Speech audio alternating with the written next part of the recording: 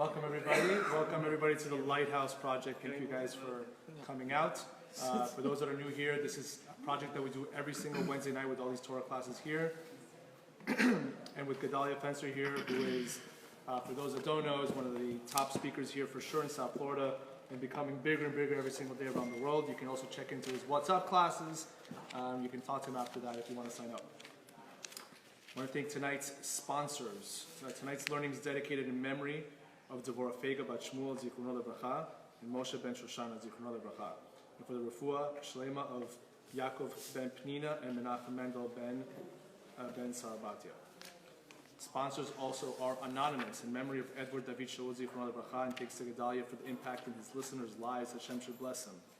Tzipora Elazar, and thanks to the Lighthouse Project, Gedalia, Michael for such an amazing program. After doing Tikkun HaKlali twice, things completely changed for me. May you continue to do amazing, life-changing work. Ben Jesarun in honor of his wife Aliza Meira Bat Rivka. Zalman Budovsky for the shidduch of Bracha Ora Bat Miriam. Anonymous for her own resilience through all her traumas and leading her kids by example that is key to living a meaningful, true life. And finally, Florencia Uruburu in memory of her mother, Elsa Bat Susana Zichrono Lebracha. Thank you. Amen. Today's class is also in schut of Jonathan Ben Leah. May Hashem give him Shalom Bayit, Sablanut, everything he needs in his life. Amen. Just a quick announcement. We're going to have the Breslov Research Organization is coming out with 50,000 Tikkun HaKlalis. We're doing there are going to be 50,000 copies given out all over Israel. And we're going to do that specific project. So if anybody's interested in that project, I strongly recommend it. We obviously know that Tikkun HaKlali is, when you just close the door, Tikkun HaKlali is one of the biggest things that help get rid of any kind of klipot. We know that, unfortunately, through life we pick up klipot. And what klipot do is they put basically a shell over our potential. And they don't allow us to be our best self.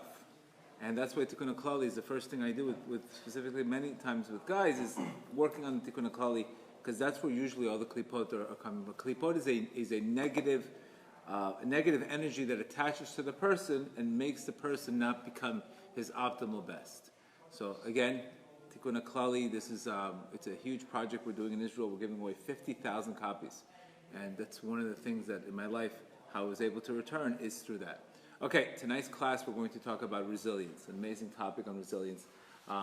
Resilience is probably one of the most important things today, because without resilience, obviously, it's, we get hit in life and we get smacked in our face and we don't know how to get up.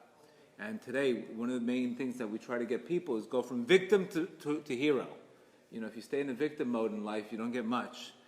If we understand the purpose of creation, really, in our lives, is to crown our Creator.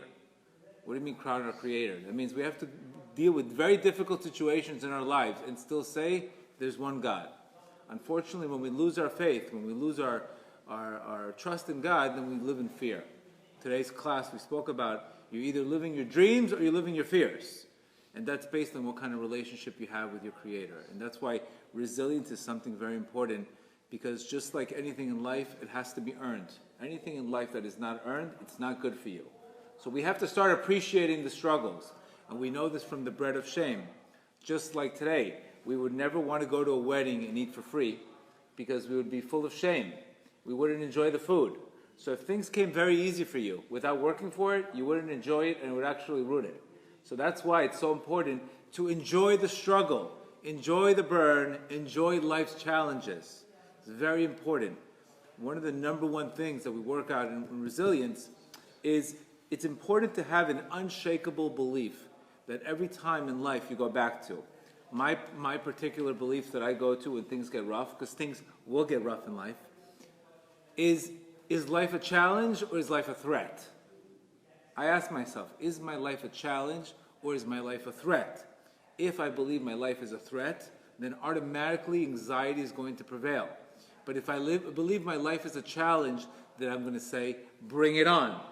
So the difference between two people is really, what belief do they believe about their lives?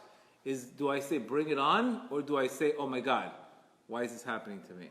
That's the real shift that we try to get people to do resilience. Because remember, events happen. It's how we label those events after to determine the attitude towards that event. So heroes say, bring it on. Unfortunately, people that are stuck in that victim mode say, why me? Or how come this is happening to me again? That, unfortunately, is not crowning your Creator. And people tell me, why are you so insensitive? How could you talk to people like that? It's because I can't justify my Creator saying that the world is not fair. Because if you have that mindset, you're not going to approach Hashem, you're going to go away from Hashem. And that's going to lead you to other things, unfortunately.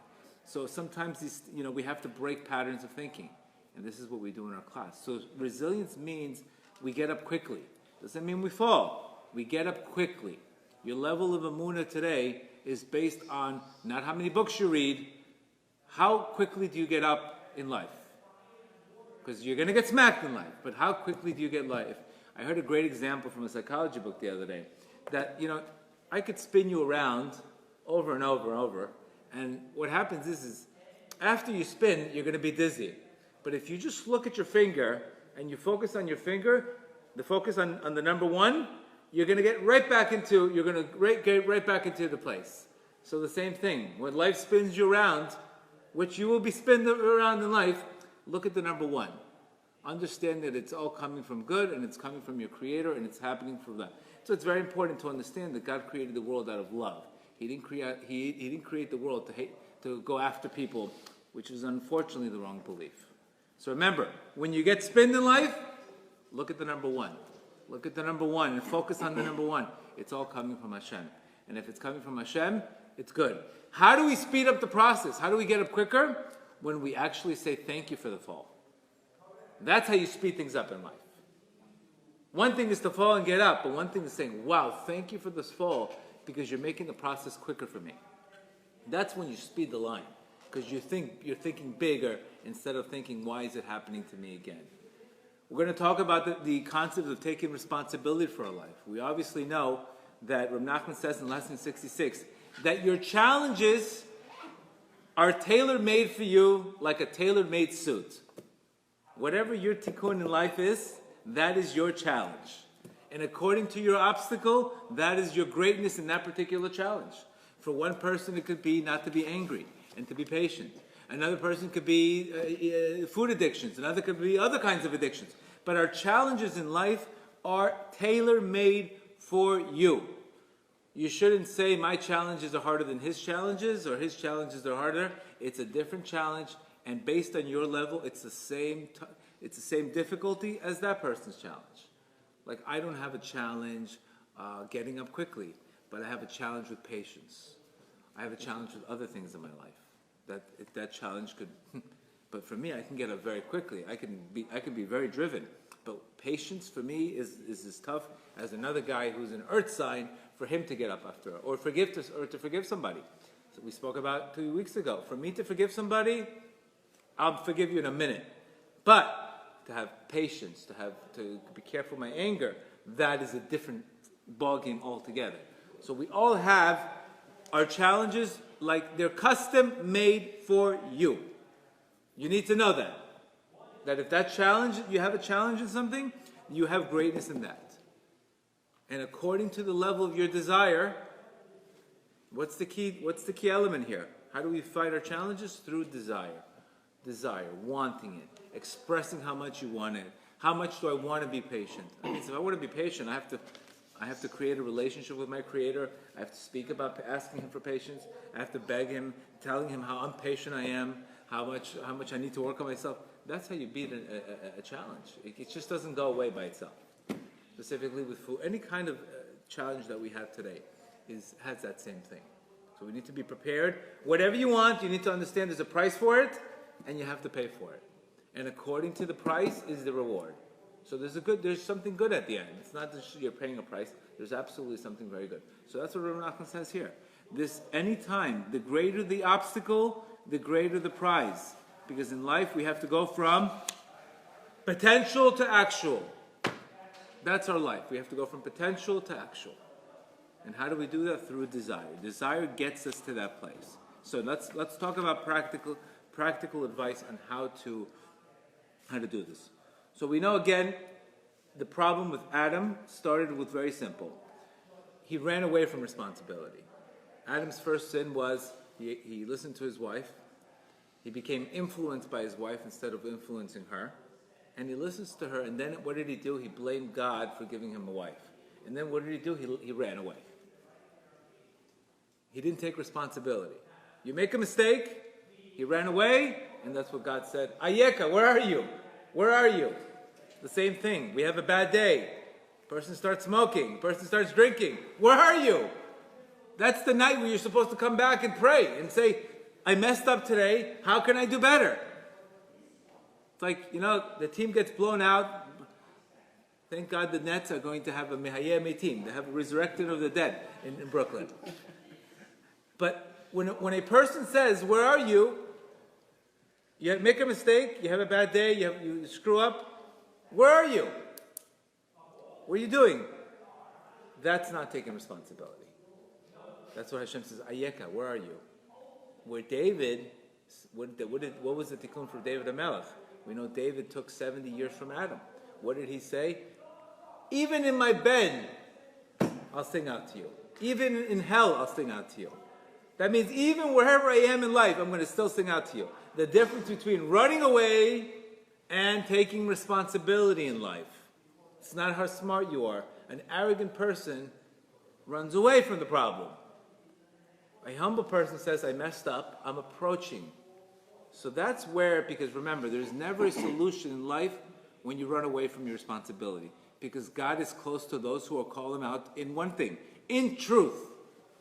In truth. And he doesn't expect you to be perfect. But the arrogance comes when we make a mistake, we create an excuse, we blame somebody else, and we run away. What are you running out of bounds for? Where are you going to go? Where are you going to go in life? So that's, unfortunately, today, that's addictions. Running away from responsibility. Running away from that remember, character gets built at night. That's where you build character. When you have a rough day and you come back up and you're able to come up strong. That's how you build character. Not through running away. That's how we break character. That's how we build weakness. So it's very important. Things are going to happen in your life. And the test is not to run away, whether it's drinking, smoking, eating, any attempt to get out of my head without approaching life is a problem. Forget if the food is healthy for you. Forget if you're eating organic kale. Whatever you're doing, you're just not dealing with the issue in life. And that's where you don't get the Yeshua. That's where you don't get the salvation in life. And that's how we know this. We know from Adam Arishon. And that's why he fell. He fell into a deep depression because he should have just said, I'm doing teshuvah, instead of running away. So don't run away from your problems. Approach them. All God wants from a person is honesty and admitting, I made a mistake. That's it. Because otherwise, what happens is the arrogance says, I'm running away, and then, give me a better wife. Give me a better husband. Give me a better life. Give me a better job. What are you talking about? You're the one that needs to, we're the ones that need to change, not other people. That person in your life is tailor-made for you, based on your tikkun. So whoever that person is in your life that's bothering you, that's your challenge, and that's where the gold is. You can't run away and say, I want a better wife. Many people, unfortunately, I'm dealing with today, is they have a tough marriage, and then they say, why can't I just marry a cheerleader? She'll tell me what, she won't bother me, she'll say how great I am every time, she'll come home, she'll cook for me, but what kind of challenge is that in life? Yeah, the cheerleader is nice for a little bit, but after that you're not going to grow. And if you're not going to grow, you're going to be miserable. So yes, you want a cheerleader, you want to fire your coach, what would you say to an Olympic athlete and says, you know what, forget this coach, I'm just going to marry a cheerleader. I just want a cheerleader. What would you say? You don't want to approach challenge. So we need to build resilience. Resilience allows you to say, I made a mistake, I came back. I came back double with a new resilience. This is a great story in the Gemara that pretty much tells exactly this case. There was a great story in the Gemara between Rabbi Yochanan and Reish Lakish. They were 2nd-century Talmudic scholars. That they were going to the hot springs of Tiberias. And all of a sudden there was a poor man asking them for money. And what did they tell him? Unfortunately, we'll give you the money after we come out of the hot springs. So what happens? They got out of the hot springs. The man was dead on the floor. what would you have thought? How could we be so insensitive? We went to the hot springs. The story's from Y.Y. Jacobson. He gives a great example. What would a normal Jew say? How much guilt he's going to have? He's going to talk to a therapist for another 25 years about the guilt he had and the trauma he had, not to give the guy the money. So you know what happens? What did they say? We weren't zochid. We weren't available to serve him while he was alive. But you know what? Let's at least bury him. Not why? Not what happened? What's next? What do I do now? I couldn't help him when he was alive. At least let me bury him. Let us do the justice of burying him now. They focused on the moment. The moment is, let's bury him now. What happens as soon as they buried him? You know what happened? They found a bag of gold coins in his bag. And they recognized he didn't need money. He was a sick man. So they recognized if they didn't bury him, they would have never found out that he had gold coins. And they would have found out that the guy was faking anyway. So you see the power of what they did. Otherwise, what kind of guilt would they have had? So it's very important. It's a beautiful message that stop blaming. What's next? What's next in our life is what we need to do. Bury the guy.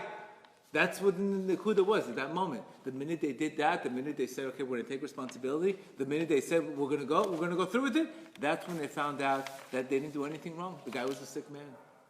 So it goes to show you that the Gemara's way of what now is what's next? What's next? What do I do next? I mess up. What do I do next? I have a bad Shalom Bayit issue. What do I do next? Do I blame or do I approach and say, I'm sorry? I made a mistake in business. Do I take accountability or do I run away? What are we doing next? Depends on whether or not you're able to be humble and say you made a mistake. And there's nothing wrong with it. And we need to understand something. Any time that we are starting with any kind of spiritual awakening, there's going to be tremendous amount of barriers ahead of us. We have to understand that. Because the fact that you're getting a spiritual awakening, you're going to go through new levels and new levels and new levels. I never forget the singer Nissim Black. He says the minute he worked on his Shalom Bayit, he opened up the book of the Garden of Peace, his wife went from 100 degrees to 500 degrees Celsius. She turned it up on him because he was going to tshuva. Before, the Yetzer Hara doesn't care. If you're not going to do nothing, he doesn't care. Let you do what you want. But the minute you're going to go to some kind of truth, or the minute a guy starts tikkun klali, or the minute a girl says, you know what, let me work on my modesty, that's when the Yetzer Hara is going to go and be awakened. Because all of a sudden, you're alive again. You're saying, imagine people playing, and the guy goes out of bounds. Listen, he's out of bounds. What's the difference? You can't score if he's out of bounds. But once you come in bounds, that's where you're going to get attacked. Reb Nassan says it's beautiful. He says all obstacles and confusion that come upon a person when he's starting to return to God, which is recovery. He's starting to recovering. He's going to get those cravings. He's going to get that confusion. Why am I doing this? How do I know it's going to work? He's going to get bombarded with all kinds of confusions. I never forget when I wanted to go to Uman the first year, I had such a hype to go there. When I got there, I'm like, what in the world am I doing in Ukraine right before Rosh Hashanah? Where's my bed? Where's my this? And I had such a darkness that came over me that time. And that darkness was, I couldn't explain it the first time I got to Uman. It was such a hype, and that darkness, like, what in the world is happening? How could I have gone 15 hours on a plane ride, 12 hours on this, to feel like this low? It was right before the holiday. I had a major panic attack right before the holiday. I see the guy sleeping in the 3 bunk beds in the room. I see no air conditioning. I said, oh my God, what in the world am I doing here? But that was the beginning of the test. This is where you want to go in life? Let me show you. And after that panic attack came one of the biggest lights I ever got in my life. But the panic came before the light. And if I wasn't prepared for that panic already, what would happen? What would happen? I would freak out and run away. And this is what Natan told us. All obstacles and confusions that come upon a person when he's starting to return to God come from the term soiled garments. One of the greatest confusions comes when a person starts purifying himself. All of a sudden he falls. He gets all these old desires. He gets all these old impulses back. This is a good sign. Because before you weren't even thinking about them. You just put a Band-Aid on them. Now you're alive. Now you're alive. You get the cravings. You get all the schmutzers coming back at you now, confusing you. Is it going to work? Is it not going to work? What are you wasting your time? You know how many people? It's all in your mind. And this is exactly what's supposed to happen. If a person is getting confusion as he's starting the right thing in life, it's exactly what it's supposed to happen. Because remember, we never get any kind of hesitation in life when we want to go eat, or when the person goes smokes a cigarette, or when a person wants to go to the Heat game. He never gets a hesitation. But all of a sudden, when you start spirituality and you start working on reading a book, you fall asleep. You do this, everything spiritually, automatically, I'm tired, I'm exhausted. Where is that coming from? It's obviously coming from because there's an energy there that doesn't want you to have it. Unbelievable. And what does he say here? That you're going to fall and you're going to experience old desires even bigger than the ones before. I could say this happens in recovery. People start getting clean. Next thing you know, I want to use again. I want to do this. This is exactly what's supposed to happen. That means it's working. That means you're actually going on the right way. And what does he say here? The reason for all of these desires and confusions is because we understood that the process of sift, just like we make bread. How does a person make bread? He just doesn't buy bread and eat it. No. First, the wheat has to be separated, and then the wheat has to be separated. They have to plant the wheat. They have to shift it. The next thing, they have to cook it. And there's 10 steps when you make bread. It's not one step. It's 10 steps. That's specifically when we say Hamotzi Lachem Min Haaretz, we put 10 fingers on the bread to represent the 10 fingers that were made into this bread. This didn't come easy. This came from a lot of birur. It came from a lot of separation. It came from a lot of toil. So when you see the bread, it represents the hard work. So you put the 10 steps. That's the meditation a person should have when he eats bread. Because bread is the only thing that God itself is the angel of it. There's no separate angel. So bread is very important. That's why people can't throw away bread, and people have to bless bread, because there's all of this significant amount of birur. Birur means constant separation. I would say a birur means the constant toil for something. And this is exactly what happens. And I would say it's just like a bride. She wants to get married, and she has a big red stain on her dress. If she would come out with that big red stain, everybody would look at, not the white dress, at the red stain. And that's all they would focus on. So Hashem, in His infinite kindness, He wipes out that stain, little by little, little by little, little by little. So when she's ready to get married, she's completely clean. But there's a process, and there's a cleansing that has to be done. So the smartest way is to actually take the challenges that we have and say thank you for these challenges. And say thank you for this process. It's very hard to do it. You need to master your mind. But you know that the tougher it is, the bigger the reward you get for that specific thing. So if there's a big test, there's a big reward. If there's a lot of darkness, there's a lot of light. And this is exactly what this is. And even at the end of the moment, what happens, all of these desires that come. So when a person starts getting, I put them on the 40-day Tikkun HaKlali challenge, and they start getting all kinds of impulses and all kinds of cravings and all that. If you're getting them, that means you're getting that much reward. That's the reward you're getting once you get recovery. It's a beautiful thing to think about. So now when I think about it, I have to shut my mind and I have to focus on where I want to go. Where do you want to go? How important is this goal for you? And then use prayer and use desire to fight that. So remember, running away from something is running away from Hashem. We can't fix a spiritual problem with a chemical solution. We know that. We can't fix a spiritual problem. The spiritual problem is faith. The spiritual problem is lack of bitachon with a chemical solution. It's like a doctor comes, the guy's depressed. Here, take a pill. Now you're happy. You're talking about no Emuna, no faith, etc. Yeah, it'll give you a jump start, of course. It'll help you get going. But it's not for 20 years. Not, obviously, a person's done that for 20 years in society, there's a bigger problem going on in life. So when a person takes responsibility in life, what happens? Rahman says here in lesson 7 that this concept called malchut means kingship. Malchut means kingship. Like a king, if a person is a king over himself, he's ruling himself. Let's say he's a king over 10 people, over 20 people. The more people you take responsibility, the more shefa, the more bounty on high can come to you. So Rav Nachman says, anybody who would grind his loins to assume the role of a provider, to supply for his wife, and all those dependent upon him, must be a person that has authority. He has to be a confident person. He can't be a shlam mazel. What does a shlam mazel mean? Shlam mazel means a person not taking responsibility. A person is shlam mazel means the guy is a shlam mazel. He has an issue, he doesn't want to deal with it, he wants to blame people. That's called a shlam mazel. So Rabbi Nachman's telling you 250 years ago that many people have an issue. Oh, I don't want to get married because how do I know I'm going to make money? How do I know I'm going to provide for her? How do I know I'm going to do this? You know what happens? Once you take responsibility, that's when the blessing comes. So many people are afraid. They're afraid to take responsibility, and what happens? They don't draw the shefa, they don't draw the bounty.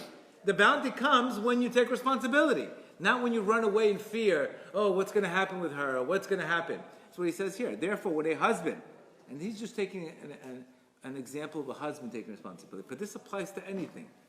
When a husband takes responsibility for his wife and obligates to provide for her, as is stated in the marriage contract. When a person has a marriage contract, what does he say? I will cherish you, honor, and support you. Through that shalom bayit, through that support of her, remember, the wife is the feminine aspect. She's the moon. The husband is the sun. Through him infusing her with light, what happens? That light comes back to him. Comes back to him. It's almost like being nice to a customer. If you're nice to a customer, the customer is going to buy. But when you're telling the customer you're cheap, you're this, you're that, what happens? The customer has no light, and it can't give you back the light. So this is what Rav Nachman says. The more you compliment your wife, the more you make her happy, as we said the term, happy wife, happy life. It's not just a cute term. It's I'm fusing my female, the feminine aspect of my soul to me. So the soul is satisfied. It's not just her, me. You have to think of one. Your wife or your significant partner is one. If you think it's two, then when you're treating her the wrong way, you're really treating yourself the wrong way. You're not honoring yourself. So when you get to know that you're Chokhmah and she's Bina, then you work together. The same is true of all of anything. When he is granted a measure of authority, as he says, when a person shall rule over you, the authority enables him to draw a livelihood. There's another beautiful thing that says, Rabbi Arush says, that just like the original curse was of woman, because of the curse, that she would be dominated by man. That's the original curse. So she would be under man. And then man would be what? Man would have to toil with bread of misery. You're going to eat your bread with misery. So Rabbi Arush says something beautiful. When a person takes away the burden and doesn't treat his wife like that, and treats her nice, what happens? Then God takes away the curse of making money with difficulty. See, when a person treats her nice, then he doesn't get that curse. So when a person makes the tikkun here, he fixes the tikkun above that. It's funny how we're talking about resilience and then we're talking about shalom bayit. I don't know how we got there. But the bottom line is resilience is about taking responsibility. It's about getting up fast. I took some great concepts from this book called 13 Things Mentally Strong People Do. And let's just give an example of what is a practical way to get resilience. We already know Rav Nachman's message on resilience is the greater the obstacle, the more you need to push. And again, it's very difficult because in life, whether you think you can or you think you can't, you're right. If you say you can or you think you can't, you're right. So it's very important, the unshakable. We need to also have an unshakable belief in our mindset that when things get rough, do I say, bring it on, or do I say, why me all the time? It's very important because what happens is the minute you label that situation, how you handle that makes you either robust or makes you very fragile. It's very important right away to label anything. How am I handling this? Is my life a threat or is my life a challenge? How can you get rid of anxiety from a person if he thinks his life is a threat? How could you get rid of anxiety? Impossible. Because his belief is, I'm getting attacked in life. He has to change his belief to say life is a challenge. And then he has a different way to doing it.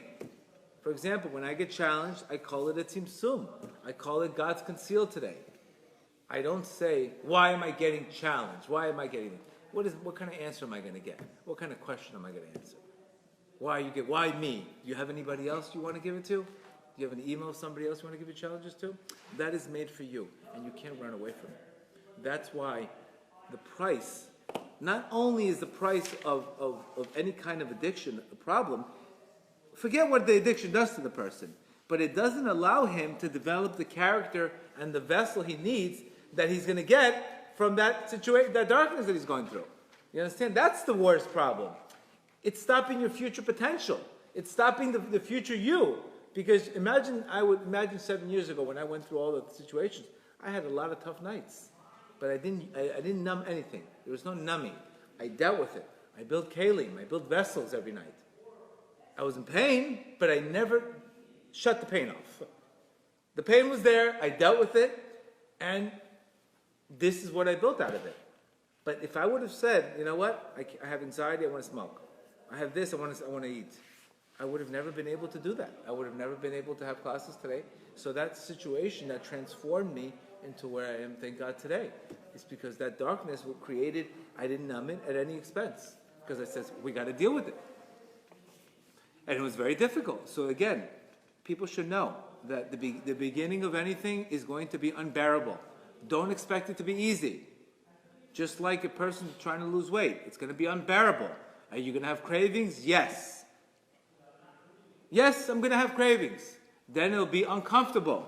And then you'll be unstoppable. That's where a person has to go from. Unbearable to uncomfortable to unstoppable. That's the combination. The price must be paid. Because if I didn't pay the price, I'll get it too easy, and then it'll break. That's what Vince Lombardi says. The more attempt a person makes, the less likely he's going to quit.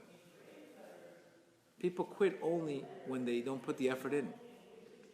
When you put the effort in, you don't quit. And the more you put effort in, the less likely you're going to quit.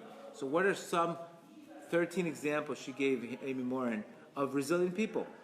Number one, they don't waste time feeling sorry for themselves. Resilient people believe that Hashem is the king. They don't waste time feeling sorry for themselves. They have an attitude of what's next, not why me. That's the number one thing. Remember, every Rosh Hashanah we say the same thing. Hashem hu Elokim. You are the king. You are the king. I'm crowning you. How could you crown him if you're depressed? How can you crown him if you're in post-traumatic stress all your life? You have to go from post-traumatic stress to post-traumatic growth. Post-traumatic stress to post-traumatic growth. You have to go from your scars to this scar is your medal. You could say, this is what Shalom Bayit did to me. This is my scar from Shalom Bayit. This is my scar. But it's your medal. It gave you character. Second thing, they don't give away their power. Resilient people do not give away their power under any circumstance. They don't take things personal all the time.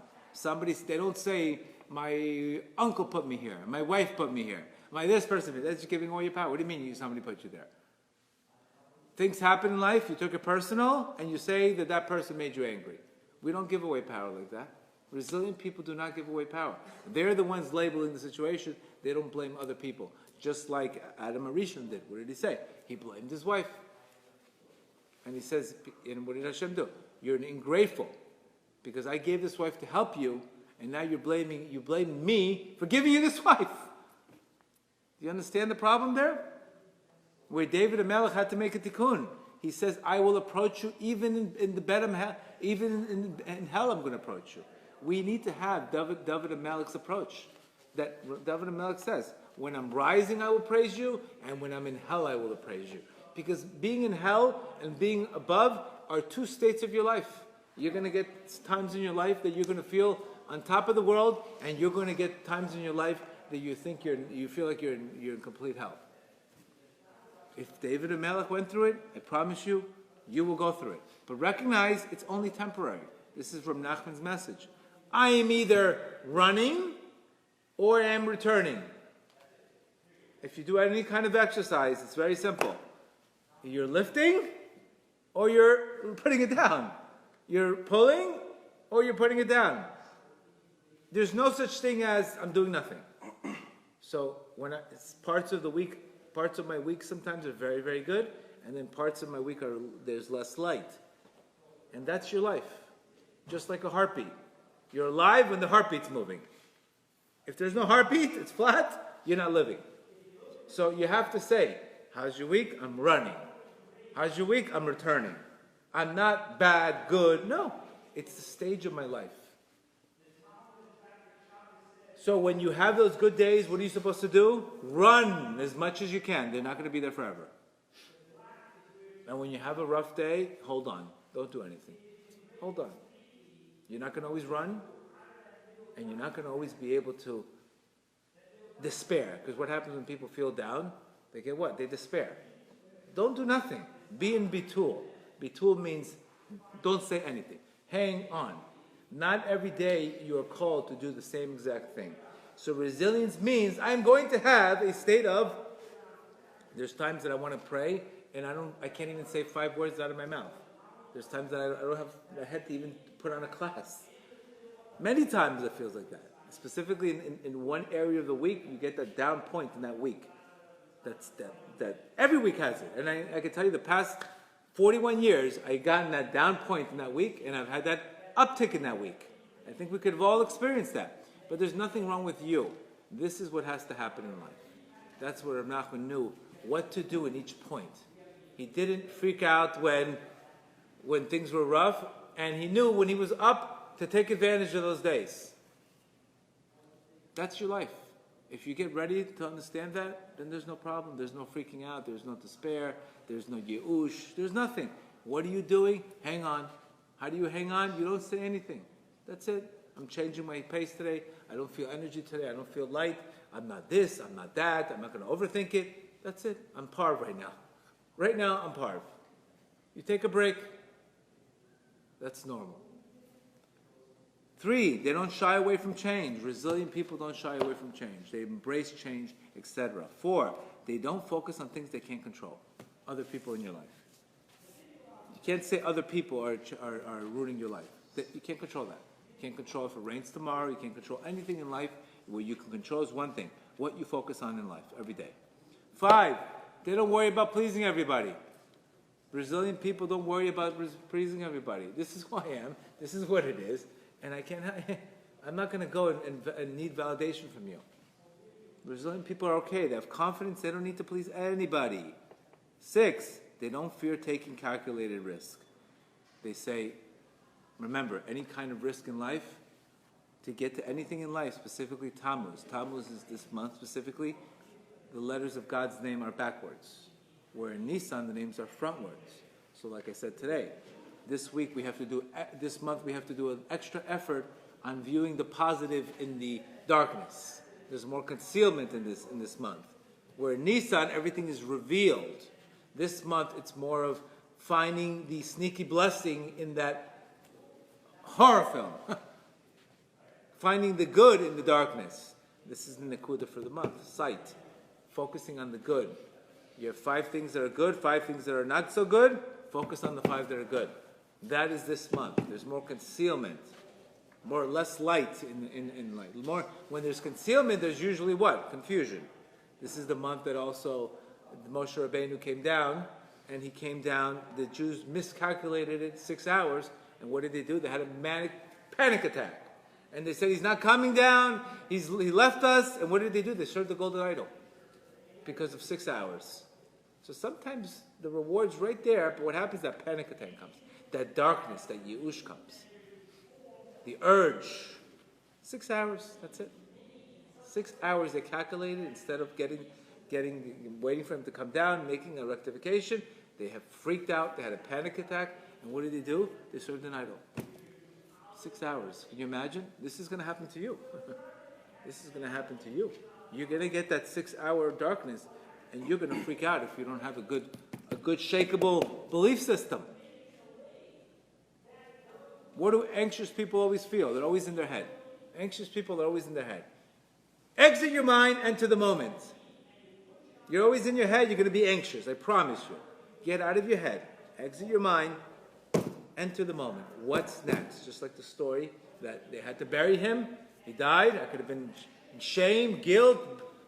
Get out of your head, exit the moment, enter the moment. 6, they don't dwell on the past. Resilient people do not dwell on the past. The past happened, this is what it is. Remember, sometimes our past are the vehicle for our futures. Sometimes the past that we go through, if it wasn't for the past that I've had, I would never be here today. I've had to go through some situations. So sometimes the past, but we don't want to dwell, like we said many times. If you're going to drive in the car, don't look at the rearview mirror the whole time, because you will crash. You can reflect on it. Don't stare at the rearview mirror, because if you stare at the rearview mirror, you're going to get smacked in life. Look at it and move back. Look at it, reflect. You know what? I didn't like that about this guy. I can learn from this. This is not what I don't want in my relationship, but let me tell you about my relationship and all my past. You want to go meet a new guy and you want to dump all this old toxic ex on him? He's like, why should I unload your garbage? So you want to come into dates and dating very fresh. I'm a new person. It didn't work out. Everything's for the best. Baruch Hashem. And new energy. We don't want to start unloading dump toxic energy. So again, we don't want to dwell on the past. We just want to reflect on it. 8, they don't make same mistakes over and over. In life, we get the same lesson over and over until we pass it. Remember, lessons don't go away. You will get the same lesson over and over. If your wife tests you one time and you scream back, you're going to get that same test. I promise you, it doesn't go away. 2nd, 3rd, 4th, 5th, 6th. And I give this comparison very simple. If you watch football, they will throw the ball to the same weak cornerback over and over and over and over until the guy intercepts the ball. Over and over they get attacked. So we will get attacked in our weak spots over and over and over and over until you get that. Until you get that. Very important concept. 9, they don't resent other people's success. They stay in their lane. That's resilient people, stay in their lane. They don't resent how come he's successful. They get up and they stay in the lane. 10, they don't give up after the first failure. That's resilient people. They know the shattering of the vessels. They know this is a process. They're not interested in the destination. They focus more on the journey. They know this is a process. They know my Shalom Bayit's not going to be 30 days straight good. It's going to be 10 days good, and then I'm going to have one little step down, and then I'll have another 7 good days, and then I'll have another 1 step down. I already plan the Tzimtzum. I'm not saying, oh my God, I had such good days and something happened and I'm back to square one again. No. Same thing in recovery. The person's in recovery, he's going to have maybe 10 good days and then he's going to have that one day he freaks out. Okay, before you freaked out every day. But now at least it's once every 10 days. That's a tzimtzum. And then you make a new high. So we don't think your growth should more be like a zigzag. It's a zigzag. It's not like this. If you're looking for growth like this, you're going to go right down the line. You should go focus on zigzags. 3 good days, 1 rough day. 3 good days, 1 rough day. That's exactly your life. This is where Nachman says, ups, Boki Baratzov, running, returning. But you don't return to the same level that you were before. You return to a higher level. Your new lows are higher than before. That's how it should be. That's healthy running. Healthy. That means we don't want to go up too fast. We want to go slowly. So giving up after the first failure means, I tried, it didn't work. People say, I do his bodedut. I can't do it. They did it for 5 minutes one day. It rained and they said, we can't do it. It's too hard. That's not trying. Come on. That's not trying. 11, they don't fear alone time. This is the time where victory is won, alone. When a person's alone, when he reviews game film, when he goes through his life and he sees what he needs to fix, they love alone time. You should love alone time. It makes you reflect. It makes you know who you are. You shouldn't run away all the time to be with people. You need some alone time to build character. There's nothing wrong with that. 12, they don't feel the world owes them anything. Resilient people say everything I get is a gift, not I'm always getting, I'm always owed. They view life as a gift, not as a, what could they do for the world, instead of, what can the world do for me? Do we know people like that? Yes. What can you do for the world, not what the world can do for you? And 13, they don't expect immediate results. Resilient people know this anything quickly is not going to be good for me. So may Hashem help us that we should all be resilient. We should all take this dot. And these are unbelievable things. 13 steps to build that resilience. So like we said, don't go from, instead of saying, why me, let's start saying, what's next. All right, that's today's class.